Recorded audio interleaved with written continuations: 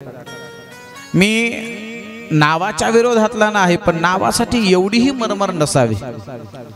12व्या दिवशी कोणीतरी आपल्या कानामध्ये नाव सांगतं आणि आजपासून मग हे तुझं नाव।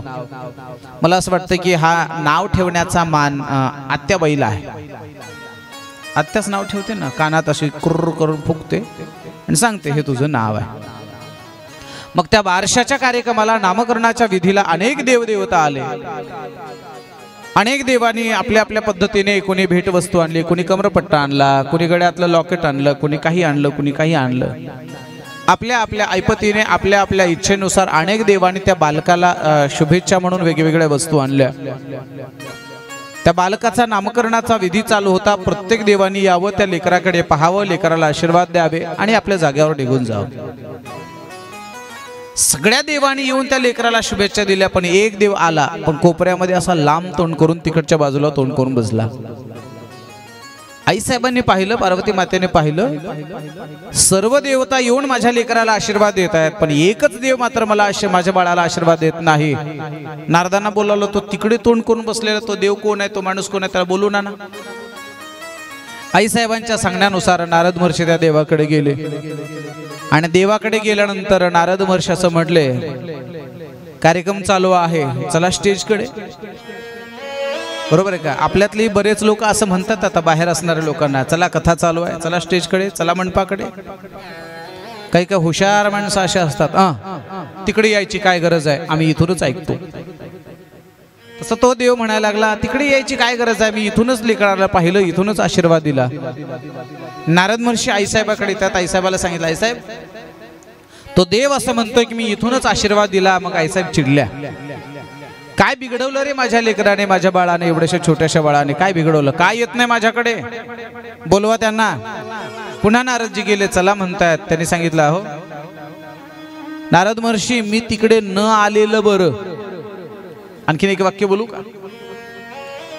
काही माणसं चांगल्या कार्यक्रमात न आलेले बरे असतात, कळलं ना? न आलेले बरे असतात, ते न आल्यावरच कार्यक्रम व्यवस्थित पार पडतो। त्या देवाने सांगितलं, मी तिकडे न गेलेलं बरं, मी जर तिकडे गेलो तर काहीतरी अनर्थ होईल, काहीतरी कुटाणा वाढेल। आईसाहेब म्हणाले, काय व्हायचं ते होऊ दे, पण त्याला घेऊन ये म्हणा इकडे। अति आग्रहाला बळी पडून तो देव त्या बाळाकडे येत आहेत आणि त्या बाळाकडे पाहिल्याबरोबर त्याचं शरीर आणि डोकं वेगळं होऊन पडलं। महाराज, डोकं आणि शरीर वेगळं झाल्यानंतर आईचं अंतःकरण आहे। आईच्या समोर जर लेकराची ही अवस्था झाल्यानंतर कोणत्या माईला रड म्हणून सांगावं लागेल? पार्वती माता रडायला लागल्या, डोळ्यातून अश्रू आहेत, प्रचंड मोठा गोंधळ करतायत। पार्वती माता अकराळ स्वरूप धारण केलं, सृष्टीचा प्रलय होतो की काय अशी भयानक परिस्थिती निर्माण झाली। भगवान शिवजीने पार्वतीला विचारलं, पार्वती काय झालं? आईसाहेबांनी सांगितलं, प्रभू लेकरू गेल्यानंतर दुःख काय होतं हे पुरुषांना माहित नाही, हे जाणण्याकरता माय व्हावं लागतंय, एका माईचं अंतःकरण असावं लागतं, तेव्हा लेकराचं प्रेम कळतंय। माझ्या समोर लेकराची ही अवस्था आहे, मालक काही करा पण मला माझं बाळ जिवंत पाहिजे, काही करा माझं बाळ पाहिजे। भगवान शिवजींच्या लक्षात आलं की याचा शिरच्छेद झालाय। भगवान शिवजीने शुंभाला उत्तर दिशेकडे पाठवलं आणि उत्तर दिशेकडे पाठवून सांगितलं, जो कोणता पहिला प्राणी तुम्हाला भेटेल त्याचा शिरच्छेद करा आणि त्याचं डोकं घेऊन या बाळाला आपण बसूयात। योगायोगाने पहिला प्राणी त्यांना भेटला, त्याचं नाव आहे हत्ती। संस्कृत मध्ये त्याला गज म्हणतात, मराठीत हत्ती म्हणतात, हिंदीमध्ये हाथी म्हणतात, इंग्रजीत एलिफंट म्हणतात। बरोबर आहे? या हत्तीचा शिरच्छेद केला आणि त्या हत्तीचं डोकं त्या बाळाला बसवलं। हत्ती याला संस्कृतात म्हणतात गज आणि मुख याला म्हणतात आनन। गज अधिक आनन, गजासारखे आनन आहे ज्याचा असा तो गजानन। एक ही कथा एक आपल्याला गणेश पुराणात अन्य ठिकाणी पाहायला सापडते। दुसरी कथा आपल्याला पाहायला सापडते, आईसाहेबांनी आपल्या मळीचा एक बालक तयार केला आणि त्याला सांगितलं आतमध्ये कोणाला येऊ द्यायचं नाही। भगवान शिवजी आले आणि शिवजी आल्यानंतर लक्षात ठेवा, नियम जरी सगळ्यांना असले तरी काही ठिकाणी नियमाला अपवाद असतो। उदाहरणार्थ कलेक्टरच्या ऑफिसमध्ये बोर्ड असतो, परवानगीशिवाय आत यायचं नाही, पण त्याची बाईक आल्यावर परवानगी घ्यायची गरज आहे. नियम सगळ्यांना सारखा आहे, पण जेव्हा अतिविशिष्ट जवळचा व्यक्ती येतो तेव्हा तिथे मात्र नियम नाही. काही ठिकाणी नियमाला अपवाद असावा लागतो. शास्त्र असं सांगतं की एका हाताने राम राम करायचा नसतो, एका हाताने नमस्कार करायचा नसतो. मान्यच नाही तो. आपण म्हणतो ना राम राम, मान्य नाही. राम राम करताना दोन्ही हात जोडावे लागतात आणि थोडेसे नम्रतेचे भाव असावे लागतात, थोडीशी विनम्रता असावी लागते. राम राम करण्यातला भाव. राम राम. काही का माणसं राम राम, अरे असं नका. राम राम असं म्हटल्यानंतर तो राम पळून जाईल की काय माहित नाही आम्हाला. एवढ्या उद्धटपणाने जर राम राम करत असाल तर त्या राम राम करण्यामध्ये काही अर्थ नाही. राम राम म्हणत असताना, नमस्कार करत असताना सुद्धा आपली विनम्रता, आपली नमनता, आपली लीनता दिसली पाहिजे. नियम असा आहे की एका हाताने राम राम करायचा नाही. मी सहज एका कथेत बोलून गेलो. 15 दिवसानंतर एका माणसाचा फोन आला आणि म्हणला, महाराज तुमची कथा ऐकून माझ्या आयुष्याचं वाटोळ झालं. म्हणलं काय झालं? दवाखान्यात ऍडमिट आहे. म्हणलं मी 15 दिवस. म्हणलं झालं काय? तुम्ही रामायणात, भागवतात, शिवकथेत सांगितलं होतं एका हाताने राम राम करायचं नाही. मी म्हणलं बरोबर आहे. मोटरसायकलवर जात होतो, जवळचा माणूस भेटला, मी दोन्ही हात सोडले आणि राम राम केला. मी म्हणलं पडशील की? पडशील कशाचं? पडलो. म्हणला दवाखान्यात ऍडमिट आहे. मी त्याला सांगितलं, अरे एका हाताने रामराम करायचा नसतो. ही गोष्ट जरी खरी असली तरी प्रवासामध्ये असताना मात्र हात न सोडता हात हँडलला धरूनच नमस्कार केला पाहिजे. हाही त्याला अपवाद आहे. परवानगीशिवाय आत येऊ द्यायचं नाही, हा नियम होता आईसाहेबांचा, हा आदेश होता. पण या आदेशामध्ये त्याने भगवान शिवजींना थोडीशी शिथिलता द्यायला पाहिजे होते, पण महादेवाला चाडवलं आणि भगवान शिवजींना राग आला आणि त्याचा शिरच्छेद केला. जेव्हा पार्वती माता पुन्हा पुन्हा रडायला लागला, भगवान शिवजींना विनंती करायला लागल्या, त्यावेळेला भगवान शिवजीने त्याला हत्तीचं मस्तक बसवलं आणि मग तो गजानन झाला. ही एक कथा गणेश पुराणामध्ये आपल्याला पाहायला सापडते. तुमच्या मनामध्ये शंका येईल की मग तो जो देव होता, तो देव नेमकं कोण होता? ज्याने त्या लेकराला पाहिल्याबरोबर असं शरीर वेगळं पडलं आणि डोकं वेगळं होऊन पडलं. लक्षात ठेवा, काही जणांच्या नजरेमध्ये फार दोष असतो महाराज, फार दोष असतो. त्याची नजर जर लागली ना, चांगल्या चांगल्या गोष्टी बिघडून जातात महाराज. चांगल्या चांगल्या नजर फार वाईट आहे. कोण होता तो देव आणि त्या देवाला कोणाचा शाप होता? त्या देवाचं नाव आहे शनिदेव. हा शनी कोण आहे? हा शनी हा सूर्याचा पुत्र आहे. विवस्वान नावाचा सूर्य आहे. सूर्याच्या पत्नीचं नाव आहे संज्ञा देवी. सूर्यदेव आणि संज्ञा देवी यांचा पुत्र आहे शनी. शनी लहानाचा मोठा होतोय. 5-10 वर्ष वय झालं, थोडासा मोठा झाला, तारुण्यात आला. तारुण्यात आल्यानंतर शनिदेवाची आई शनीला म्हणते, बाळा काय आई, मला असं वाटतं की आता या वर्षी आपण तुझं लग्न करावं.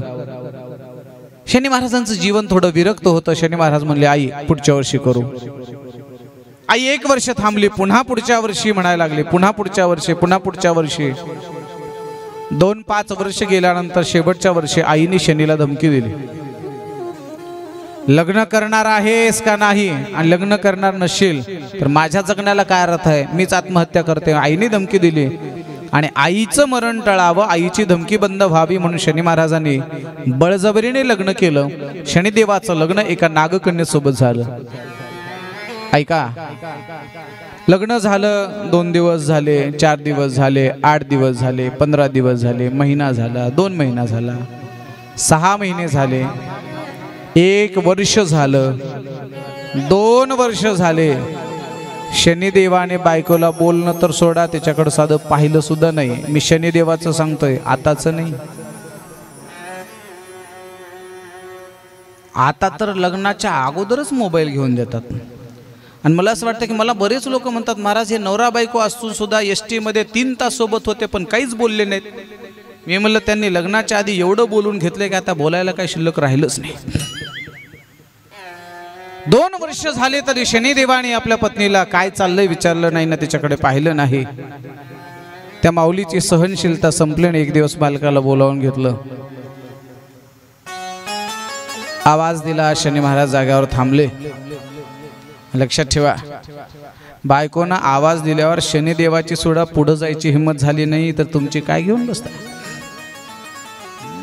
हिंमतच नाही झाली महाराज शनी बायकोनं आवाज दिला, पण जाग्यावर थांबले. जाग्यावर थांबल्याबरोबर शनिदेवाच्या पत्नीने नागकन्येने मालकाला आवाज दिला, बोलायला लागले, का हो 2 वर्ष होते आपल्या लग्नाला, 2 वर्ष, 2 वर्षामध्ये तुम्ही मला एकही शब्द बोलला नाहीत, माझ्याकडे पाहिलं नाही. नेमकं का बोलत नाहीत? कारण कळेल का? कारण कळेल का? पुन्हा पुन्हा प्रश्न विचारते. शनी महाराज शांत आहेत. पुन्हा विचारते, तुम्ही माझ्याकडे पाहत नाही, तुम्ही मला बोलत नाहीत, नेमकं न बोलण्याचं आणि न पाहण्याचं कारण तरी सांगा. तरी शनी महाराज खाली मान घालून उभे आहेत. आतापर्यंत शांत असणारी नागकन्या शनिदेवाची पत्नी आता चिडली आणि रागाच्या भरामध्ये तिने बोलायला सुरुवात केली. ठीक आहे, बरं लग्न का नाही, बरं का बोलत नाहीत, का पाहत नाही, कारण तरी सांगा. बरं ठीक आहे, पाहायचं नसेल तर नका पाहू, बोलायला तर नका बोलू, पण बोलायचं नव्हतं आणि पाहायचंच नव्हतं तर माझ्याशी लग्न करून माझ्या आयुष्याचं वाटोळं का केलं सांगा. एका स्त्रीचं जीवन उद्ध्वस्त करण्याचा अधिकार तुम्हाला कोणी दिला? जर तुम्ही माझ्याशी लग्न केलं नसतं तर माझ्या बापाने दुसरा एखादा वर पाहिला असता आणि माझा संसार फुलला असता, माझ्या आयुष्याचं वाटोळं केलं तुम्ही. तरी शनी महाराज काही बोलत नाहीत, तिच्याकडे पाहत नाहीत आणि तिची सहनशीलता संपली आणि तिने रागाच्या भरामध्ये शाप दिला. शाप असा होता, ठीक आहे, माझ्याकडे पाहायचं नसेल तर नका पाहू, पण एका स्त्री शक्तीचा शाप आहे तुम्हाला. तुम्ही आयुष्यात कोणाकडे पाहू शकणार नाहीत आणि तुम्ही ज्याच्याकडे पाहाल त्याचा सत्यानाश झाल्याशिवाय राहणार नाही, त्याचा सर्वनाश झाल्याशिवाय राहणार नाही. असं म्हटल्याबरोबर शनिदेवाने खाली घातलेले मान वर केले आणि पहिली नजर तिच्यावर टाकल्यावर जाग्यावर तीच जळून भस्मसात झाली. महाराज जाग्यावर गेली. आणि मग शनिदेवाच्या लक्षात आलं की बायकोच्या शापामुळे आपल्याला आता कोणाकडे पाहता येणार नाही. आणि मग शनिदेवाने तेव्हापासून आपल्या भुवयाचे केस वाढवले आणि डोळ्याच्या समोर असे झाकून घेतले. शक्यतो शनी महाराज कोणाकडे पाहत नाहीत, पण आपली येडपट लोक शनिदेवाकडे दर्शनाला जातात आणि शनिदेवाला म्हणतात जरा माझ्याकडे पहा. कशाला? उलट शनिदेवाला असं म्हटलं पाहिजे, चुकून हुकून जर आमच्याकडे नजर पडत असेल तर आमच्याकडे टाकू नका, दुसरीकडे फिरवा. नीलांजल समाभासम रविपुत्रम यमाग्रजम छाया मार्तंड संभुतम तन्नमामि शनैश्वरम. आता माझा एक प्रश्न आहे, शनिदेवाला कुणी शाप दिला? पुरुष मंडळी बोला ना. मी बोला, कुणी दिला? झोपले का काय? बोला पुरुष मंडळी बोला, शनिदेवाला कुणी शाप दिला? बोला ना, कुणी शाप दिला? नागकन्येने. नागकन्या कोण होती? त्यांची बायको. थोडं उघड मोठ्याने म्हणा जरा. शनिदेवाला कोणी शाप दिला? तुम्ही घाबरताय का? शनिदेवाला शाप कोणी दिला? बायकोने दिला. बरं का, एक लक्षात ठेवा. बाईने शाप दिल्यावर देवाची ही अवस्था होते तर तुमची काय होईल? तुमच्या पाया पडतो, या शाप देत नाहीत म्हणून बरं आहे. पुन्हा तुमच्या पाया पडतो, बाईने किंवा पत्नीने शाप देईल एवढं सुद्धा आपलं कठोर आचरण आपल्या पत्नीच्या बाबतीत नसावं, एवढी गोष्ट आपल्या जीवनामध्ये लक्षात घ्या. महिला मंडळ, हे वाक्य ऐकल्यानंतर तुम्हाला आनंद झालेला दिसतोय. बरं झालं, आता काळजी करू नका, तुमच्या बऱ्याच शिक्षा मी कमी करणाऱ्या 7 दिवसात. पत्नीचा शाप तिला लागत असतो. भगवान श्री गणेशाच्या जन्माची कथा आहे. सर्वात पहिला नमस्कार, पहिली वंदना जे असेल माझ्या भगवान श्री गणेशजींना असेल, भगवान गणपतीला असेल. गणेशजीला वंदना करून आम्ही म्हणायचंय, भगवान गणेशजी, आम्ही हाती घेतलेलं जे कार्य आहे ते कार्य काय करा? निर्विघ्नं कुरु मे देव सर्व